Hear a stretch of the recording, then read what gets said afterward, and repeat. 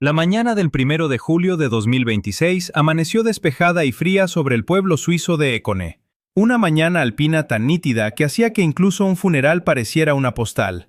A las 8, el prado junto al seminario de la Fraternidad San Pío X se llenaba con más de 1000 clérigos en sotanas y sobrepellices, respaldados por unos 15.000 fieles laicos que se extendían hacia los árboles. Muchos llevaban gorras blancas impresas con las palabras Écone 2026. Desde la distancia, la multitud parecía nieve asentada en la ladera. Nadie allí creía estar presenciando un funeral, casi todos creían estar viendo una resurrección. Se equivocaban en una cosa y tenían razón en otra. Lo que ocurrió aquella mañana no sería una resurrección, sino una ruptura. La herida interna más profunda que la Iglesia Católica se ha infligido a sí misma desde 1988, ejecutada por la misma fraternidad frente a las mismas montañas, 38 años después. El hombre en el centro de la tormenta estaba en Roma. Su nombre era Robert Francis Prevost, el Papa León XIV, primer estadounidense en la Cátedra de Pedro. Con menos de 2 años de ministerio, su identidad pública se basaba en una palabra: unidad. Esa mañana, esa palabra afrontaba una prueba inédita. Para entender por qué este grupo desafiaba a un pontífice que les rogaba detenerse, hay que volver a 1988, cuando el arzobispo Marcel Lefebvre consagró a 4 obispos sin mandato papal.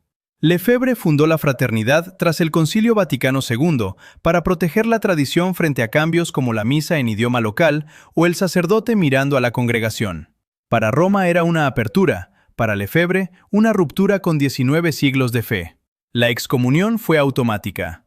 3 papas intentaron sanar la brecha: Juan Pablo II con la comisión Ecclesia Dei, Benedicto XVI levantando las excomuniones en 2009 y Francisco validando sus confesiones en 2016.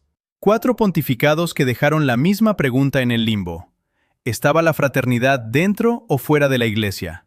En este crepúsculo canónico, León XIV supo que planeaban nuevas consagraciones para el verano de 2026. El catalizador se activó el 13 de mayo, cuando el cardenal Víctor Manuel Fernández emitió una advertencia explícita. Las ordenaciones constituirían un acto cismático y conllevarían la excomunión. La fraternidad respondió al día siguiente con una declaración que simulaba comunión, pero reiteraba sus críticas al concilio. El 16 de junio, en Castel Gandolfo, el Papa admitió la crisis. Si toman esa decisión, lo siento, pero debemos seguir adelante. Era un dolor anticipado. El 29 de junio, León XIV hizo su movimiento más directo.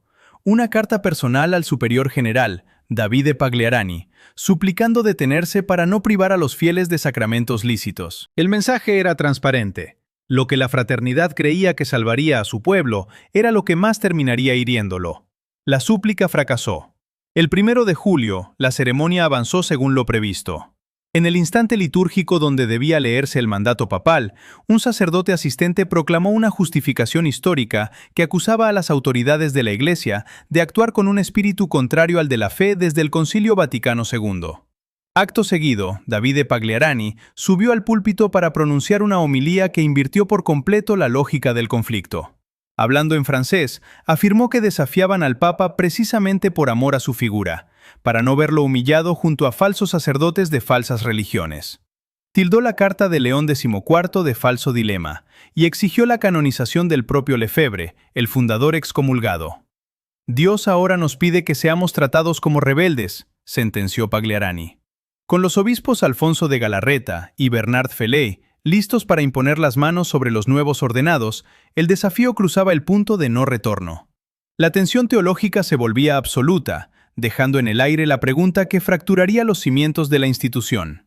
¿Puede un sistema jerárquico preservar su unidad cuando sus miembros más tradicionales concluyen que la única forma de obedecer a la fe eterna es convirtiéndose formalmente en rebeldes ante la máxima autoridad de la tierra?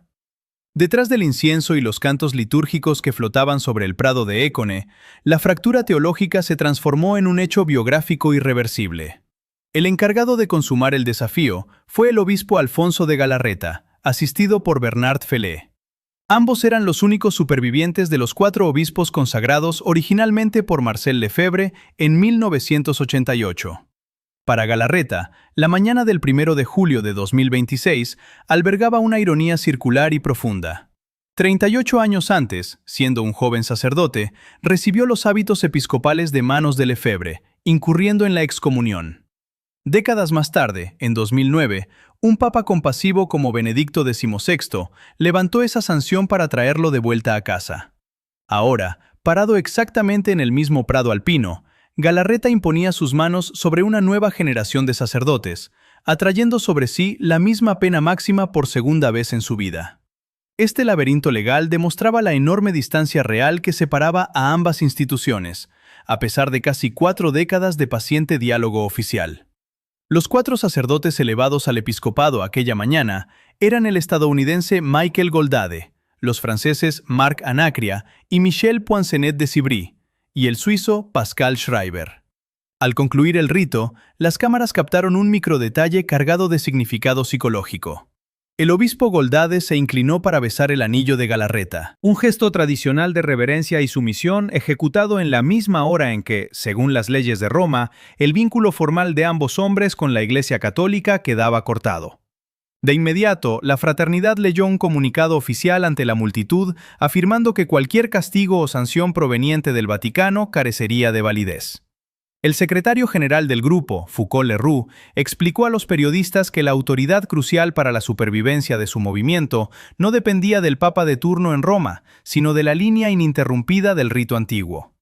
Para ellos, esa continuidad requería obispos propios que garantizaran el futuro más allá de cualquier pontificado. Sin embargo, detrás de la rigidez de los comunicados oficiales, la realidad interna de los fieles mostraba una línea de fractura mucho más dolorosa. Michel Rion, el sacerdote organizador del evento, reconoció tras la ceremonia que los feligreses que habían viajado desde toda Europa experimentaban una profunda tristeza, sintiéndose en sus corazones hijos del Papa, pero convencidos de que los sacramentos recibidos ese día seguían siendo válidos y lícitos. Esta certeza chocó frontalmente contra la realidad del sistema apenas 24 horas después. El 2 de julio, el Vaticano respondió con una contundencia superior a cualquier previsión. La Oficina Doctrinal de Roma, bajo la firma del cardenal Víctor Manuel Fernández, emitió un decreto que expandió las sanciones más allá de los 6 clérigos directamente implicados. El documento declaró formalmente en estado de cisma y sujetos a la excomunión a todos los sacerdotes de la fraternidad y a los laicos que se adhirieran formalmente a ella. La disposición más severa del decreto alteró por completo la vida cotidiana de las comunidades. Roma determinó que las confesiones y los matrimonios celebrados dentro de la fraternidad a partir de ese momento serían considerados inválidos, no simplemente ilícitos. Para la teología católica, la diferencia es abismal. Un sacramento ilícito se realiza sin permiso, pero es espiritualmente real. Un sacramento inválido, sencillamente, nunca ocurre. Ante los ojos del sistema, un matrimonio contraído ante un sacerdote de la fraternidad dejaba de existir. La sanción apuntaba directamente a los 600.000 católicos laicos integrados en las parroquias del grupo en 77 países. Marc-André Meviard, un laico que ayudó a organizar el encuentro en Suiza, resumió la situación al comprender que debían dejar de asistir a las capillas de la fraternidad o aceptar la pena. «Hoy estoy excomulgado», declaró a los reporteros, como la constatación exacta del lugar donde el sistema lo había colocado. La amplitud del decreto abrió un territorio canónico sumamente confuso. Expertos legales como el monseñor William King recordaron que incurrir en esa pena exige una denegación consciente y deliberada de la autoridad del Papa, no el mero hecho de asistir a una misa en latín por tradición familiar. Esto significaba que 2 católicos sentados en el mismo banco de la misma capilla el domingo siguiente podían salir en 2 estados espirituales completamente distintos, dependiendo únicamente de lo que cada uno creyera en la intimidad de su alma sobre quién gobernaba su conciencia.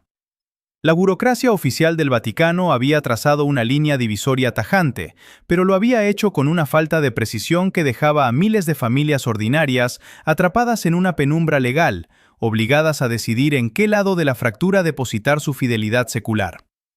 Mientras el decreto del 2 de julio se propagaba desde Roma, la reacción dentro de las filas de la Fraternidad San Pío X fue sorprendentemente indiferente. Los comentaristas católicos se apresuraron a trazar la analogía histórica obvia, describiendo las consagraciones como un calco exacto del cisma de 1988.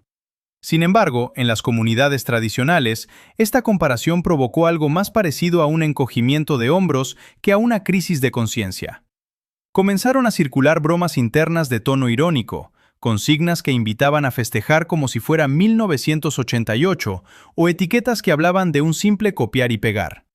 Este humor negro sugería que la base de la fraternidad no experimentaba las nuevas excomuniones como una amenaza espiritual real, sino como un costo familiar y esperado por mantenerse firmes en lo que consideraban su deber.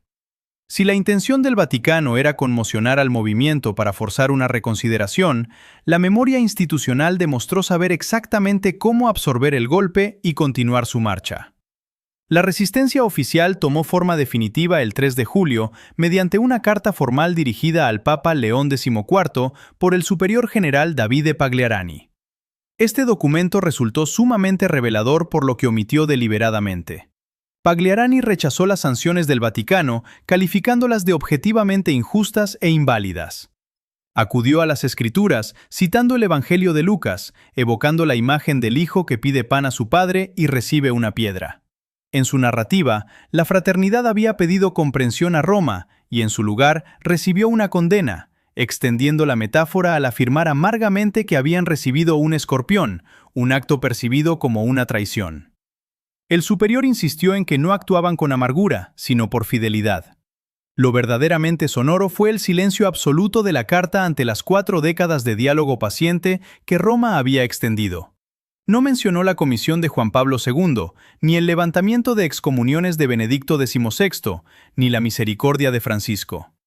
Y de manera más punzante, Pagliarani ignoró por completo la súplica manuscrita y personal que el Papa León XIV le había enviado solo 4 días antes. Fuera de los muros de la fraternidad, las líneas de debate se multiplicaron. Algunos analistas simpatizantes cuestionaron los argumentos del cardenal Fernández, señalando que los propios documentos del Concilio Vaticano II sobre la libertad religiosa albergaban disputas legítimas sobre su significado real. En la acera opuesta, defensores estrictos de la ortodoxia afirmaban que una vez que el Papa declara un cisma, los fieles no tienen autoridad para actuar como teólogos de sillón y cuestionar una decisión que pertenece únicamente a la cátedra de Pedro. Mientras tanto, el dolor real de la fractura se manifestaba en los despachos diocesanos de los Estados Unidos. Obispos como Johnston en Missouri o Haying en Wisconsin emitieron comunicados dominados por la aflicción y el duelo, no por el triunfalismo. En Minnesota y Nueva York, las autoridades locales reconocieron que la sanción golpeaba directamente a familias enteras que, sin haber cometido ningún acto dramático, se descubrían en el lado excomulgado de una línea trazada a miles de kilómetros. En el epicentro de este terremoto, la figura de León XIV emergía con una firmeza teñida de pesadumbre. Elegido en mayo de 2025 con la bandera de la unidad, el pontífice estadounidense se encontraba ante una paradoja brutal. No era un monarca buscando confrontación, sino un pastor que había intentado apagar personalmente una mecha encendida desde 1988. Había publicado una carta íntima y admitido que la ruptura le causaría un profundo pesar.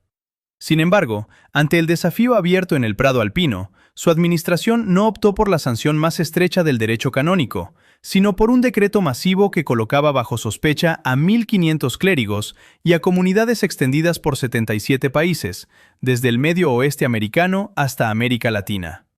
La tensión institucional alcanzaba su punto máximo.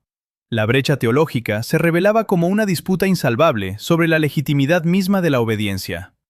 Apenas 2 semanas después de las consagraciones, el sistema entero aguardaba inmóvil, consciente de que los cismas históricos no se resuelven en los ciclos informativos, sino que se solidifican a través de las generaciones, dejando a miles de almas habitando una penumbra legal cuyo desenlace definitivo nadie en Roma se atrevía aún a pronosticar. El clímax de aquella mañana fría en Écone no se midió por la sutileza de los códigos legales, sino por la fuerza cruda de una proclamación pública que alteró de forma irreversible las reglas del juego entre la fraternidad y Roma.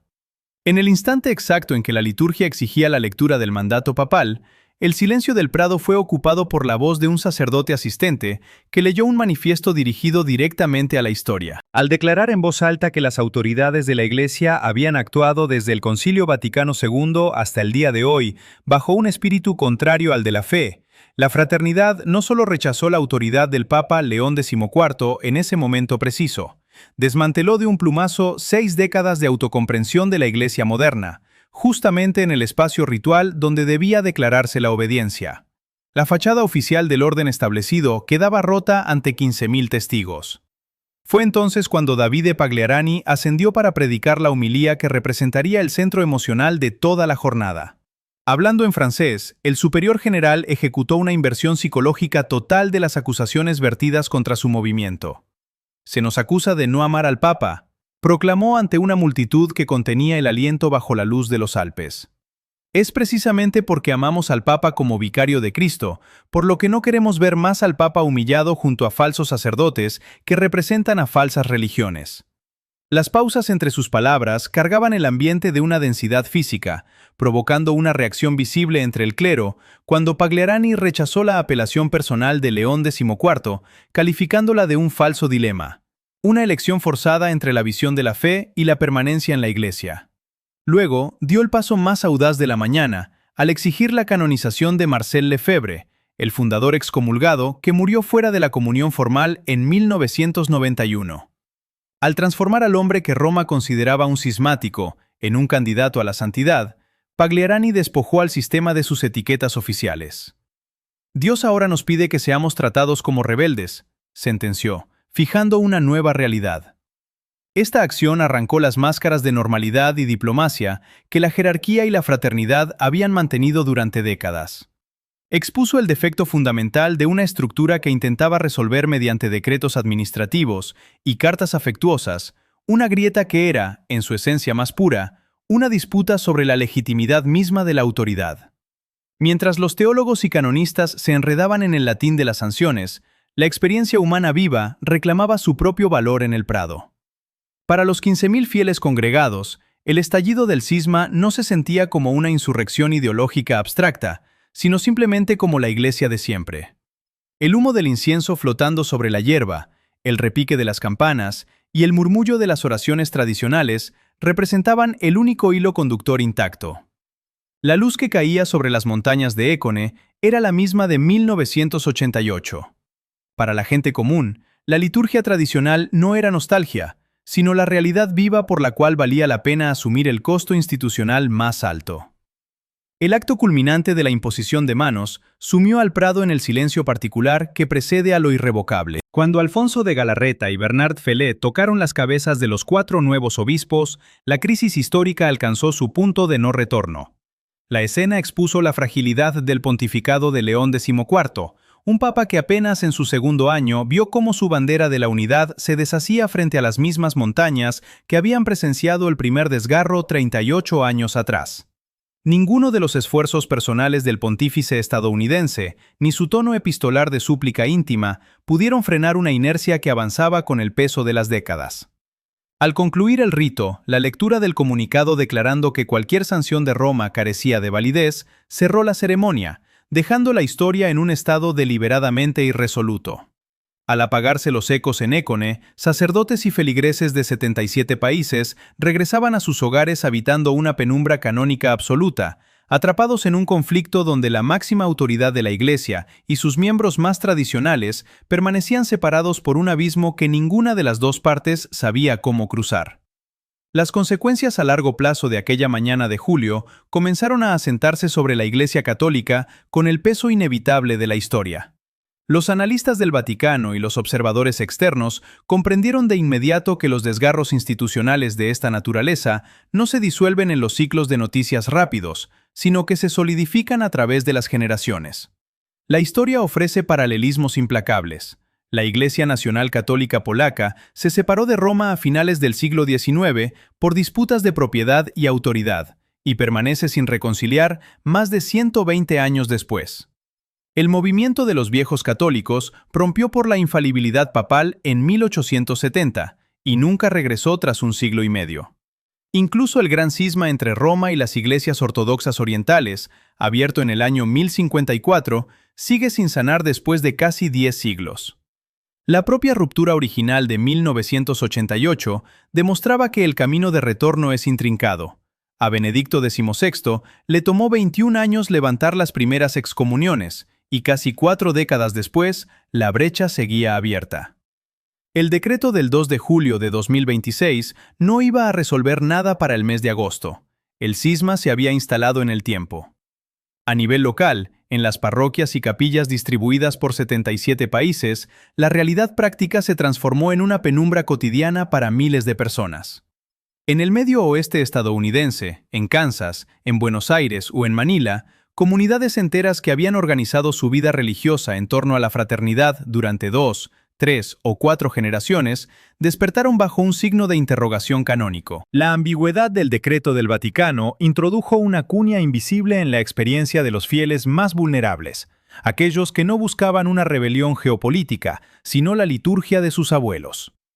En la práctica, la resolución de Roma creó un escenario donde 2 católicos comunes podían sentarse en el mismo banco de la misma capilla de la fraternidad un domingo por la mañana, escuchar los mismos cantos y salir a la calle en 2 estados canónicos completamente opuestos. Todo dependía exclusivamente de lo que cada uno albergara en la intimidad de su mente acerca de quién poseía la autoridad sobre su alma. Los matrimonios celebrados ante estos sacerdotes quedaban, a los ojos oficiales de Roma, despojados de validez legal, transformando los vínculos familiares más sagrados en disputas administrativas de una burocracia lejana. En el centro de esta penumbra institucional permanecía la figura de Robert Francis Prevost, el Papa León XIV. Menos de 2 años después de asumir la cátedra de Pedro con la unidad como eje explícito de su ministerio, el primer pontífice estadounidense cargaba ahora con el peso de una fractura que intentó evitar con una sinceridad visible. Heredó una mecha encendida en 1988 y, a pesar de sus súplicas personales y de haber nombrado el dolor antes de que ocurriera, vio cómo el Prado de Suiza escenificaba la misma herida.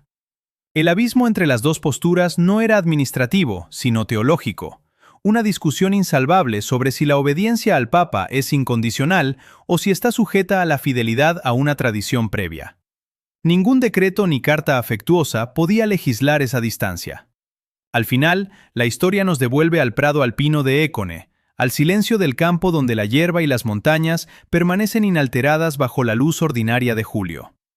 Más allá de los manifiestos, las excomuniones automáticas y las firmas cardenalicias, el relato se reduce a los 15.000 fieles laicos que se arrodillaron sobre el pasto húmedo buscando lo sagrado.